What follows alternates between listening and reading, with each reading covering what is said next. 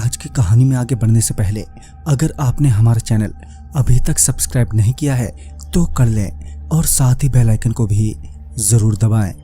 दोस्तों, अगर आपके पास भी ऐसी ही कोई कहानियां हैं तो हमारे साथ जरूर शेयर करें। हमारे इंस्टाग्राम आईडी पर इंस्टाग्राम आईडी है network_33, जिसका लिंक नीचे डिस्क्रिप्शन बॉक्स में दिया गया है। ऐसी ही और वीडियोस के लिए देखें इन डार्क। तो चलिए बढ़ते हैं आज की कहानी की ओर। उस रात जब मैं ऑफिस से निकला तो रात तो हो ही गई थी, मगर अगले दिन की छुट्टी भी थी।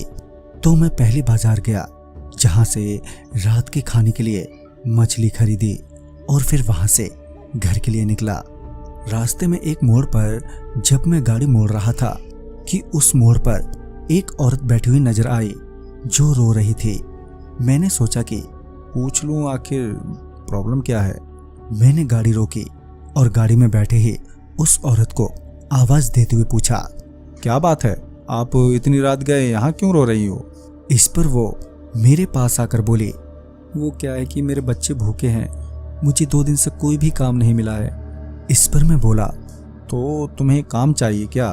तो वो बोली, हाँ। मैंने कहा, ठीक है, आप मेरे घर चलो, वहाँ आपको मेरी बीवी कोई ना कोई काम दे ही देगी।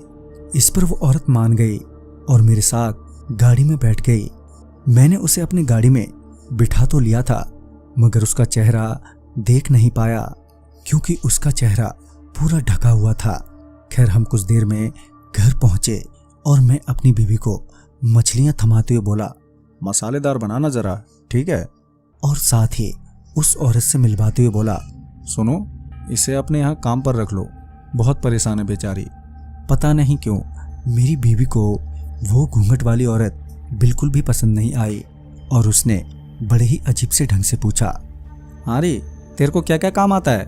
इस पर वो बोले, बस घर का सारा काम कर लेती हूँ। फिर मेरी बीवी बोली, अच्छा ठीक है, फिर ये ले मछलियाँ बना। और यह कहकर रसोई में भेज दिया। उसके रसोई में जाते ही मैंने अपनी बीवी से कहा भी, ये क्या तरीका है यार बात करने का है? इस पर वो मुझे डांटते हुए बोले, तुम चुप रहो जी, तुम मर्दों को तो बस औरत दिखी नहीं कि पाँव उछलने लगता है, बिना ये सोचे कि वो है कौन और कहाँ से आई है। पता नहीं क्यों सीधे घर ले आए। मदद ही करनी थी तो इसे पैसे दे देते, घर लाने की क्या जरूरत थी? बात तो सही थी उसकी, इसलिए मैं आगे बिना कुछ बोले अपने कमरे में चला गया। कुछ देर बाद मेरी बीवी रसोई में देखने गई कि आखिर उस औरत ने कुछ काम किया है या फिर नहीं। जब वो रसोई में पहुंचे तो देखा कि वो औरत चुपचाप एक कोने में बैठी हुई है। उसे आराम से बैठा देख मेरी बीवी का पारा एकदम से चढ़ गया और वो उस पर भड़कते हुए बोली, क्यों री, अभी तक तूने कुछ काम नहीं किया? इस पर उस औरत ने कुछ नहीं बोला और उठकर काम करने लगी।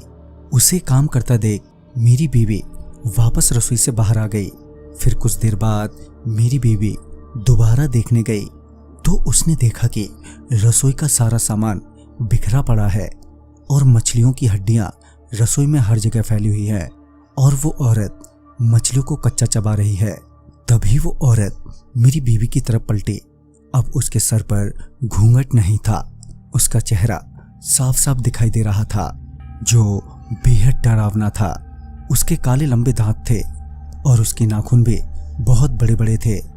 वो मेरी बीवी को देखते ही उसके ऊपर हमला करने दौड़ी कि तभी मेरी बीवी ने चूल्हे से जलती लकड़ी उठा ली और उसके ऊपर फेंक दी, जिस वजह से वो डायन जल गई और चिल्लाते हुए वहां से भाग गई। हम सबने उस डायन को वहां से भागते हुए देखा। उस रात मेरी बीवी ने हिम्मत नहीं दिखाई होती तो शायद मेरी गलती से सारे घर वाले मारे जाते। मैंने उस दिन सीखा, आप किसी जरूरतमंद की सहायता जरूर करें, मगर समझदारी के साथ, नहीं तो कुछ भी हो सकता है। तो दोस्तों, इस कहानी में बस इतना ही। कहानी आपको पसंद आई हो तो लाइक शेयर करें और साथ ही हमें कमेंट बॉक्स में जरूर बताएं। तो मैं आपका दोस्त राजकुमार जल्द ही मिलूंगा आप ही की भेजो एक नई कहानी के साथ। तब तक के लिए बाय एंड टेक केयर।